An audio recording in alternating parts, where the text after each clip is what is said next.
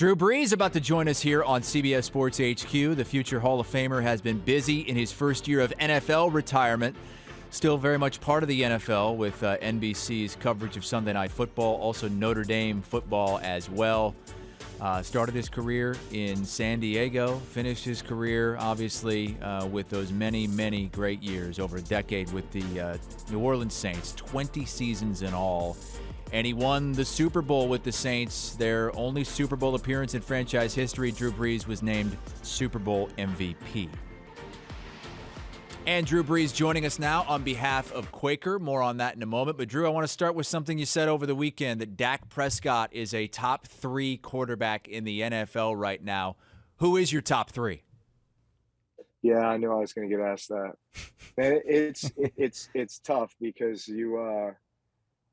there's guys that you always kind of put at the top, right? I mean, Mahomes, Brady, and Rodgers kind of sit up there as like always the top 3, But I think that statement about Dak was, man, he is playing as well as anybody right now, in my opinion.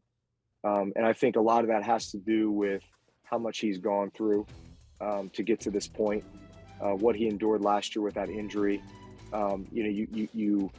There's no question that you start to have that doubt the minute that something like that happens, where, man, am I ever going to be able to play at the same level that I was at, right?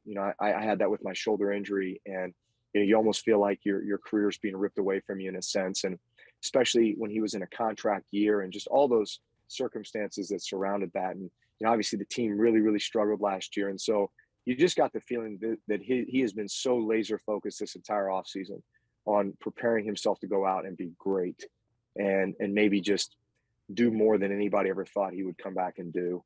And I think the team has responded to that as well, and they're playing the same way.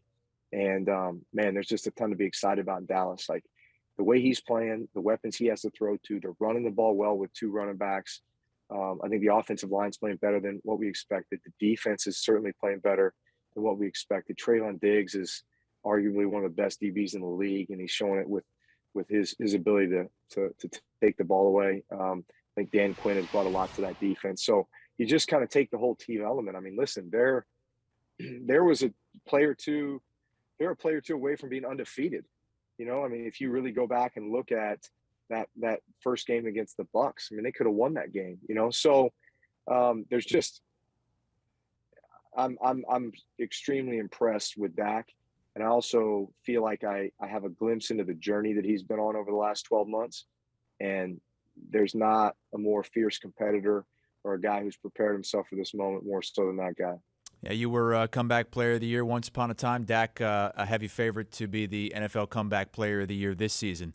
As far as teams go, I mean, we got the Cowboys up there. They're looked at as legit Super Bowl contenders now.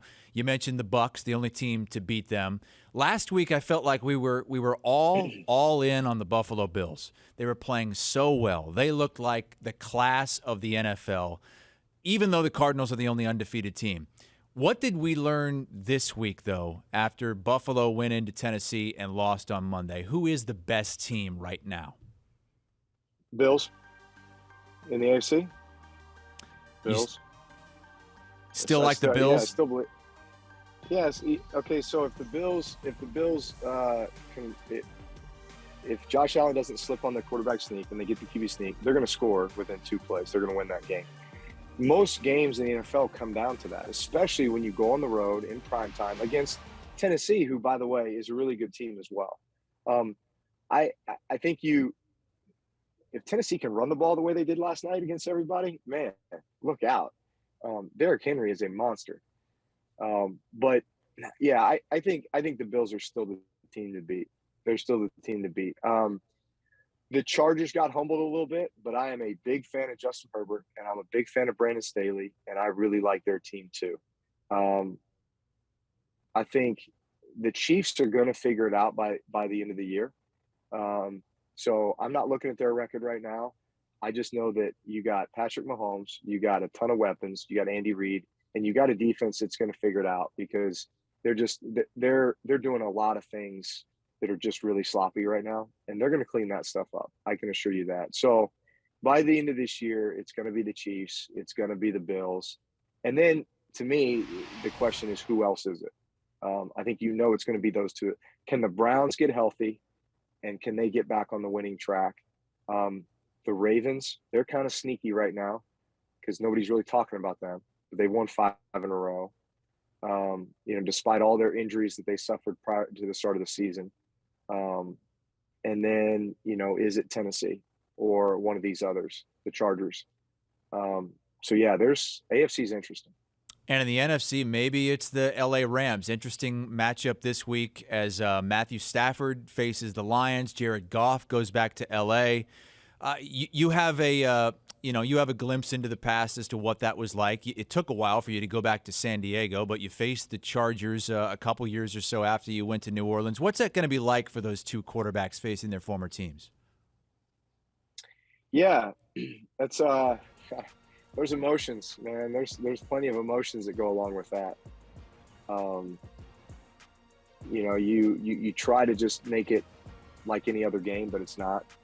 You really have to deal with those emotions early in the week. I feel like you almost have to visualize yourself walking out for the first time and just like what you're going to feel. And you almost like get all those tears and, whatever emotions out prior to the work week, so that once you get to the work week, you can just focus on business, and then you go out there and you just play ball. But it's difficult. It's difficult. Rams a heavy favorite in that game against the Lions. Drew, before we let you get out of here, tell us what you're doing with Quaker. Yeah, so I'm really excited to be partnering with Quaker, who's the official oatmeal sponsor of the NFL, to inspire people to tackle hunger and support Feeding America. They've got a great campaign going right now, which is also a call to action. It's called the Quaker Good Call Challenge, which is very simple. It runs now until December 31st, so now to the end of the year. Find an empty canister, hopefully a Quaker canister, and kind of go around your house, find all your loose change, check all the cushions, check your car, whatever you want to donate, and take it to your local Coinstar kiosk and select the Feeding America tab for your donation. And all that money will go to Feeding America to help feed people during this holiday season. Also, if you'd like to follow us on social and obviously include pictures and videos and some of the things that you're doing in regards to that, you can tag us at #QuakerGoodCall and also @Quaker. All right, Drew Brees joining us on behalf of Quaker. Great cause. Thank you so much, Drew. All right, man. Thank you. Taking a look at some of the notable games coming up this week. His former team, the New Orleans Saints, playing Monday Night Football in Seattle as a 5-point favorite against the Russell Wilson-less Seahawks. That'll be Geno Smith getting the start once again.